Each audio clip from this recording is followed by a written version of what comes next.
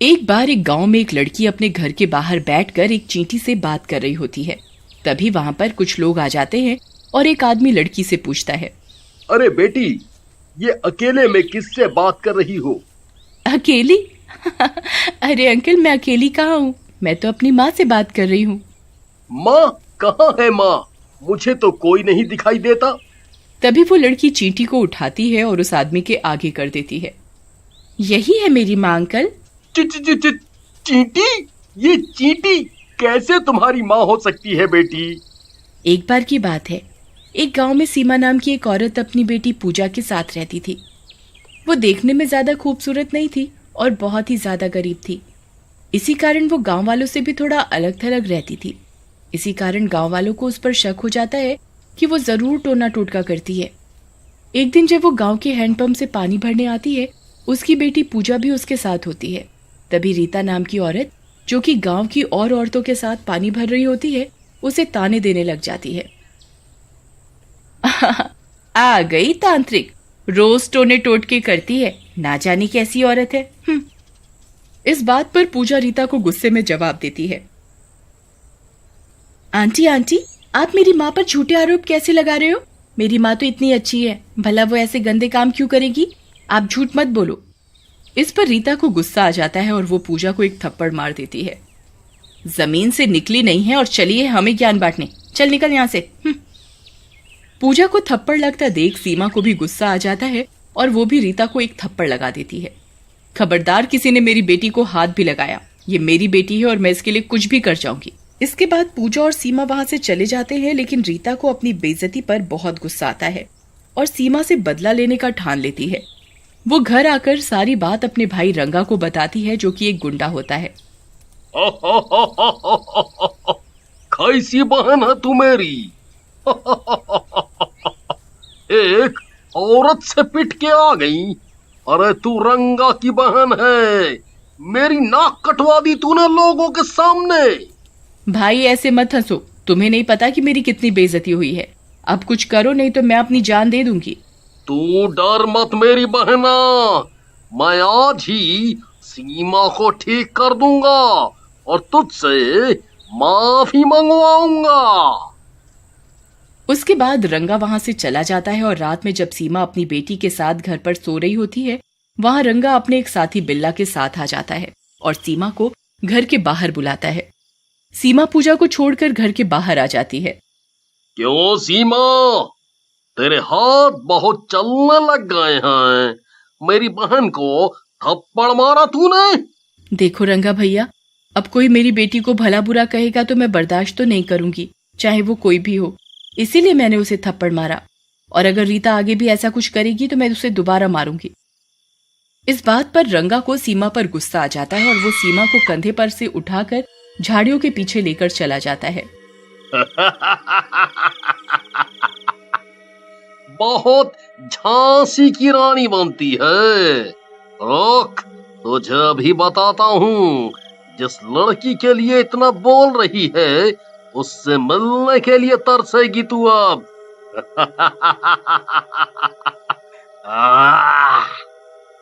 ऐसा कहकर रंगा सीमा को वहीं पटक देता है और उसका गला दबाने लगता है, जिसकी वजह से सीमा मर जाती है। ये क्या किया रंगा भाई? आपने तो इस सीमा को मार दिया। अब पुलिस को पता चला तो वो हम दोनों को पकड़ लेगी। पकड़ेगी तो तब मेरे बिल्ले, तब उन्हें इसका पता चलेगा। एक काम कर, इसको यहीं दफना देते हैं। इसके बाद दोनों सीमा को वहीं दफना देते हैं और वहां से चले जाते हैं। लेकिन सीमा की आत्मा अपनी बेटी के प्यार के कारण वहां से जा नहीं पाती और पूजा के सिरहाने बैठ जाती है। अगले दिन पूजा उठती है और अपनी माँ को देखती है, लेकिन उसे सीमा कहीं नहीं दिखती और धीरे धीरे रात हो जाती है। माँ, तुम कहाँ चली गई? मैं तुमसे कभी जिद नहीं करूंगी और न ही कुछ मांगूंगी, बस एक बार आ जाओ। माँ, मुझे बहुत भूख लगी है। माँ, माँ। पूजा को ऐसे देख सीमा की आत्मा पूजा को छूने की कोशिश करती है, लेकिन उसे छू नहीं पाती। हे भगवान, मेरी मदद करो, ये क्या हो गया? मैं अपनी बेटी को भी नहीं छू पा रही, ये क्या हो रहा है? तभी सीमा की नजर वहां से जा रही एक चींटी पर पड़ती है। ठीक है भगवान, आप यही चाहते हो तो यही सही। ऐसा कहकर सीमा की आत्मा उस चींटी में समा जाती है। देखते ही देखते चींटी एकदम से इंसानों की साइज की हो जाती है और वो पूजा के पास चली जाती है। पूजा इतनी बड़ी चींटी को देखकर डर जाती है। उसका शरीर तो चींटी का होता है और मुंह चुड़ैल का। बेटी डर मत, मैं हूँ सीमा, तेरी माँ। मेरी माँ? नहीं नहीं, तुम झूठ बोल रही हो। मेरी माँ तो बाहर गई है, वो अभी आ जाएगी, तुम जाओ यहाँ से। नहीं बेटी, अब तेरी माँ कभी वापस नहीं आ पाएगी, वो इस दुनिया को छोड़कर जा चुकी है। आओ मेरे साथ। फिर सीमा पूजा को अपनी लाश के पास ले जाती है और उसे सारी सच्चाई बता देती है, जिसे सुनकर पूजा को गुस्सा आ जाता है।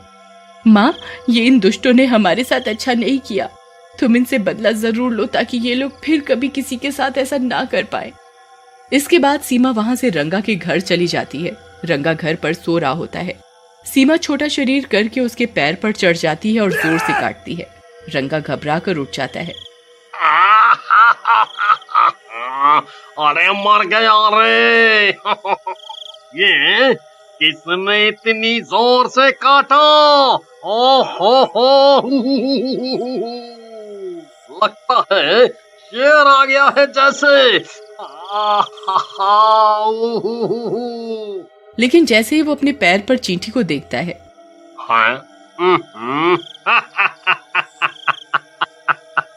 रंगा रंगा रंगा, तू भी डरपोक हो गया है। एक चींटी के काटने से इतना घबरा रहा है। इसे तो मैं अभी मारता हूँ। लेकिन जैसे ही रंगा चींटी को मारने जाता है, चींटी बड़ी हो जाती है। अरे अरे अरे मर गया रे। इतनी बड़ी चींटी, ये क्या गड़बड़ है? कौन हो तुम चींटी तो नहीं लगती। सही कहा तूने, मैं तेरी मौत हूँ सीमा। तूने एक बेटी से उसकी माँ को अलग कर दिया, मैं तुझे जिंदा नहीं छोड़ूंगी। ऐसा कहकर चींटी रंगा को मार डालती है और उसका सर अपने हाथ में पकड़ लेती है। उसके बाद चींटी वहां से निकलकर रीता के घर जाती है और रीता घर पर अपने 2 बच्चों के साथ सो रही होती है। चींटी रीता को घर के बाहर से आवाज लगाती है। रीता, ओ रीता बहन, उठो, देखो कौन आए हैं। ओहो, कौन है? इतनी रात को भी चैन से नहीं सोने दे रहे। रुको, आती हूँ। लेकिन जैसे ही रीता घर का दरवाजा खोलती है, उसका पैर रंगा के सर से टकरा जाता है। ये क्या हुआ? ये रंगा को क्या हुआ? किसने किया? सामने आओ। तभी चींटी बनी सीमा उसके सामने आ जाती है। उसके हाथ में उसके 2 बच्चे होते हैं। रीता, ये सब मैंने किया है। मैं सीमा हूं जिसे तेरे भाई ने मार डाला था। मैंने उस दुष्ट को मार डाला है। अब तेरे इन बच्चों का नंबर है। तू ही बदला लेना चाहती थी ना? तेरे कारण ही मेरी मौत हुई है और मैं अपने बच्चों से अलग हो गई। नहीं नहीं सीमा बहन, मुझे माफ कर दो। मेरी गलती की सजा मेरे बच्चों को मत दो। मैं बदले की आग में अंधी हो गई थी, लेकिन मैं तुम्हें जान से नहीं मरवाना चाहती थी। माफ कर दो, मेरे बच्चों को छोड़ दो। तभी पूजा वहां आ जाती है। माँ, छोड़ दो इनको। अगर तुम इन दोनों में से किसी को भी मारोगी तो एक अनाथ हो जाएगा। माँ, छोड़ दो। मैं नहीं चाहती कि कोई हमारी तरह अलग अलग हो जाए। पूजा के कहने पर चींटी रीता के 2 बच्चों को छोड़ देती है और पूजा का हाथ पकड़कर वापस अपने घर आ जाती है।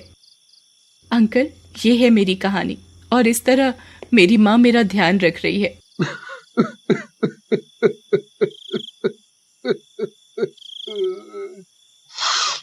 मेरी आंखों में आंसू आ गए। मैं एक पुलिस वाला हूँ और कई सालों से देश से बाहर था। तुम्हारी माँ की मौत के केस की तहकीकात कर रहा हूँ। काश तुम मेरी बेटी होती। तभी चींटी चुड़ैल के रूप में बड़ी हो जाती है। अरे रमेश, मेरे भाई तुम। पूजा, ये तो तुम्हारे मामा है। रमेश, मैं इस तरह अपनी बेटी का ध्यान नहीं रख सकती। मुझे एक न एक दिन तो ये दुनिया छोड़कर जाना ही पड़ेगा। क्या तुम मेरी बेटी को अपना सकते हो? मैं तो सचमुच धन्य हो गया। वैसे भी मेरी कोई औलाद नहीं है। मैं इसे बहुत ही प्यार से रखूंगा बहन। इसके बाद चींटी चुड़ैल पूजा को अपने भाई को सौंपकर गायब हो जाती है। कंगनापुर नाम के एक छोटे से शहर में एक परिवार रहता था। उस परिवार में कजरी देवी अपने 2 बेटे बहू और अपनी एक बेटी गरिमा के साथ रहा करती थीं। कजरी देवी अपनी बेटी गरिमा से सबसे अधिक प्यार करती थीं, क्योंकि एक वही थी जो अपनी बूढ़ी माँ की चिंता किया करती थी।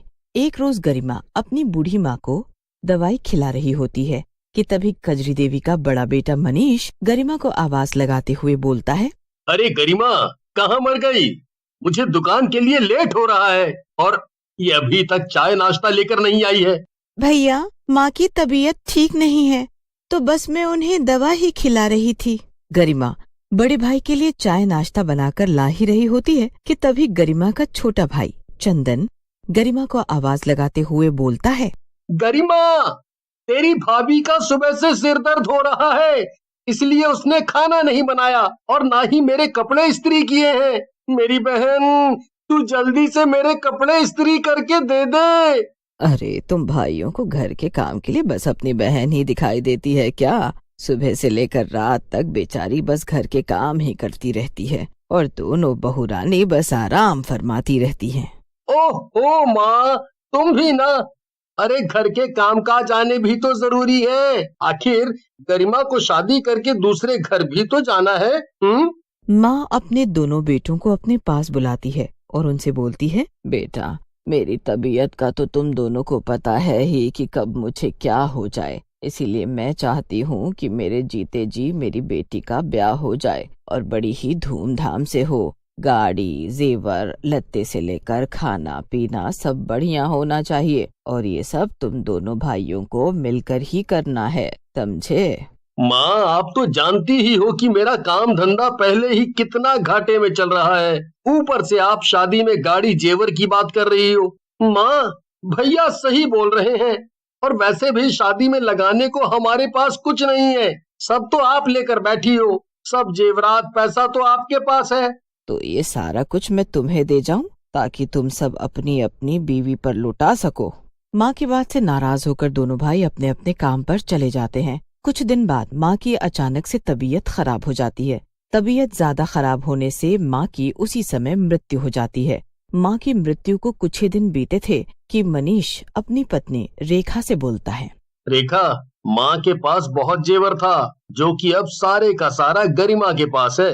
अजय, उस जेवर पर तो अब आपका हक बनता है, आखिर आप घर के बड़े हैं। पर देखो, माँ सारा जेवर मकान सब गरिमा के नाम कर गई और हम लोगों को कंगाल करके चली गई। तभी वहाँ पर चंदन और उसकी पत्नी मीनाक्षी आते हैं और रेखा की बात सुनकर बोलते हैं, सही बोल रही हो जेठानी जी, माँ तो हमें बस घर का एक छोटा सा कोना थमा गई और सब इस गरिमा को सौंप गई। अगर हमें ये घर मकान और जेवर सब अपने नाम करना है तो कुछ करना ही होगा, नहीं तो गरिमा की जहाँ शादी हुई नहीं कि हम सब सड़क पर नजर आएंगे। सब आपस में बात कर ही रहे होते हैं कि तभी गरिमा वहाँ आ जाती है और अपने भाई से बोलती है, भैया, आप मुझसे माँ के जेवर लेना चाहते हैं, पर मैं आपको बता दूं कि वो जेवर मेरी माँ के हैं और उनकी आखिरी इच्छा थी कि मेरी शादी उन्हीं खानदानी जेवर को पहन कर हो, इसीलिए मैं वो जेवर आप दोनों में से किसी को भी नहीं देने वाली। और वैसे भी आप दोनों भाई भाभीियों ने कभी न मुझे प्यार दिया और न ही कभी माँ की फिक्र की, इसीलिए उन जेवर पर आप दोनों भाइयों का कोई हक नहीं बनता। ऐसा बोलकर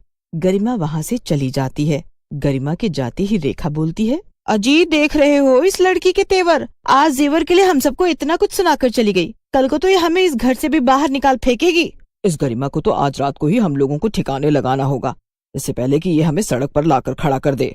फिर क्या था, दोनों बहुएं और भाई आपस में मिलकर गरिमा के खाने में जहर मिला देते हैं, जिसे खाते ही गरिमा की उसी समय मृत्यु हो जाती है। गरिमा की मौत के दूसरे ही दिन चंदन अपने भाई मनीष से कहता है, भाई, ना जाने इस गरिमा ने जेवर और घर के कागजात कहाँ छुपा कर रखे हैं कि पूरा घर छान मारा पर कुछ हाथ नहीं लगा। तेरी भाभी और मैं भी 2 दिनों से उन्हीं की तलाश में लगे हैं, पर हमें भी कुछ नहीं मिला। आज रात हम दोनों भाई गरिमा के कमरे की फिर से तलाशी लेंगे, क्या पता कुछ मिल जाए। फिर दोनों भाई रात के समय गरिमा के कमरे की तलाशी लेने लगते हैं कि तभी चंदन को अपने सामने एक डरावनी चुड़ैल दिखाई देती है। अरे मर गया रे भाई, ये चुड़ैल कहाँ से आ गई रे? अरे बाप रे, इतनी भयानक चुड़ैल! अरे भाग रे चंदनवा, भाग, कहीं ये चुड़ैल हमें ना खा। अरे अरे, कहाँ भागने की सोच रहे हो? अगर भाग गए तो जेवर और घर के कागजात कैसे ढूंढोगे? चुड़ैल की हंसी सुनकर रेखा और मीनाक्षी अपने कमरे से भागते हुए गरिमा के कमरे में आती हैं और वहाँ चुड़ैल को देखते ही दोनों के होश उड़ जाते हैं। चुड़ैल, अजी, हमारे घर में चुड़ैल है। तभी चुड़ैल हंसते हुए बोलती है, तुम सबने ये क्या चुड़ैल चुड़ैल लगा रखा है? अरे भूल गए मुझे?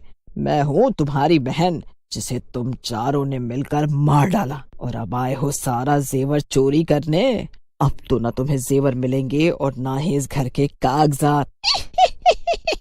तू तू तू तू मेरी प्यारी बहन गरिमा है। मेरी प्यारी बहन, मुझे माफ कर दे, मुझसे बहुत बड़ी गलती हो गई। अरे मैं तो तुझे बहुत प्यार करता हूँ ना, और सच में मैं तुझे मारना नहीं चाहता था। वो तो तेरी भाभीियों ने हम दोनों भाइयों से ये सब काम करा दिया। अजी, क्या कहा आपने? मुझे किसी की कोई बात नहीं सुननी। मैं सब जानती हूँ कि तुम सब मुझसे कितना प्यार करते थे। पूरा दिन घर के काम मैं करती थी और आराम ये बहू रानी फरमाती थी। अरे अरे मेरी लाडो, हम सब तुझसे हाथ जोड़कर माफी मांगते हैं। और अरे रेखा, जा अपनी ननद के लिए खीर बना कर तो ला। अब से मैं अपनी बहन का पूरा ख्याल रखूंगा।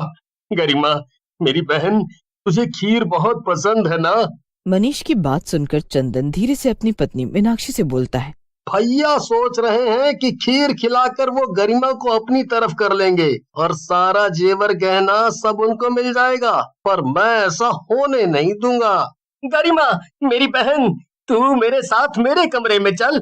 वहां चलकर तू आराम करना और मैं तेरी सेवा करूंगा। तेरे तेरे हाथ पैर दबाऊंगा और तेरे लिए तेरी पसंद की इमरती तुझे खिलाऊंगा। गरिमा मेरे साथ रहेगी, और तूने आज तक तो कभी गरिमा को इमरती नहीं खिलाई, जो आज इसे इमरती खिलाने की बात कर रहा है। हाँ गरिमा, तुम तो हमारे साथ ही रहना। मैं तुम्हें बढ़िया बढ़िया खाना बनाकर खिलाऊंगी। अरे ऐसे कैसे गरिमा आपके साथ रहेगी? कुछ भी हो जाए, गरिमा तो हमारे ही साथ रहेगी। ओहो, लड़ना झगड़ना बंद करो। और गरिमा कुछ दिन हमारे साथ रहेगी और कुछ दिन चंदन तेरे साथ, और जो गरिमा को खुश करेगा, गरिमा उसे ही जेवर और मकान के कागजात सौंपेगी। हाँ? एक तो मुझे तुम सबने मिलकर मार डाला, और अब जब मैं एक चुड़ैल बन गई हूँ और सारा जेवर कागजात मेरे पास है, तो तुम दोनों भाई मेरा बंटवारा करना चाहते हो। सब समझती हूँ मैं कि तुम दोनों अपनी इस चुड़ैल बहन का बंटवारा इसलिए करना चाहते हो ताकि तुम्हें जेवर और मकान के कागजात मिल सके, और मेरी इतनी चापलूसी भी इसलिए हो रही है क्योंकि मैं तुम सबको कुछ ना कर सकूं, है ना? क्यों? ऐसा बोलते ही चुड़ैल जोर जोर से हंसने लगती है और हंसते हुए बोलती है, अब मैं किसी को नहीं छोड़ने वाली। मैं तुम सबको मार डालूंगी। अब कोई नहीं मुझसे बचेगा। ऐसा बोलते ही चुड़ैल अपनी भाभी रेखा का गला पकड़ लेती है। अरे रे, मर गई रे। गरिमा, मेरी प्यारी ननद, मुझे माफ कर दे। लालच में आकर मैंने तुम्हारे खाने में जहर मिलाकर तुम्हें मार डाला। ऐसा बोलकर रेखा जोर जोर से रोने लगती है। रेखा को रोता बिलखता देख मनीष को बहुत दुख होता है। मनीष आंखों में आंसू लिए चुड़ैल बहन से बोलता है, दर्द तकलीफ क्या होती है आज मुझे पता चला। गरिमा मेरी बहन, एक तो हम सबने मिलकर तुम्हें मार डाला, और मारने के बाद भी लालच के चक्कर में हम तेरा बंटवारा करने लगे। कितने बेरहम और लालची हो गए हैं हम। रेखा रोते बिलखते हुए बोलती है, हाय हाय, मेरा गला छोड़ दो गरिमा। मैं तुमसे हाथ जोड़कर माफी मांगती हूँ। अब मुझे कुछ नहीं चाहिए, बस तुम मेरी जान बख्श दो गरिमा। गरिमा, हमें माफ कर दो। हमें कुछ भी नहीं चाहिए, न जेवर न मकान में हिस्सा। हमें तो बस अपनी जान प्यारी है। चुड़ैल रेखा का गला छोड़ देती है कि तभी दोनों भाई गरिमा के पैरों में गिर पड़ते हैं और गरिमा से माफी मांगने लगते हैं। चुड़ैल अपने भाइयों को अपने पैरों में गिरकर माफी मांगते हुए देखकर बड़ी ही दुखी होती है और उसकी आंखें आंसू से भर जाती हैं। तुम सभी को अपने किए पर पछतावा हो गया है, यही मेरे लिए काफी है। ऐसा बोलकर चुड़ैल मकान के कागजात और जेवर अपने भाइयों को दे देती है और उनसे बोलती है, कभी भी लालच में आकर अपनी बहन का बंटवारा नहीं करना चाहिए। एक बहन अपने भाई के प्यार की भूखी होती है। अगर किसी चीज का बंटवारा करना है तो उस पर बस प्यार का बंटवारा करो, ऐसा बोलते ही चुड़ैल वहाँ से गायब हो जाती है। चुड़ैल बहन की ये बात सुनकर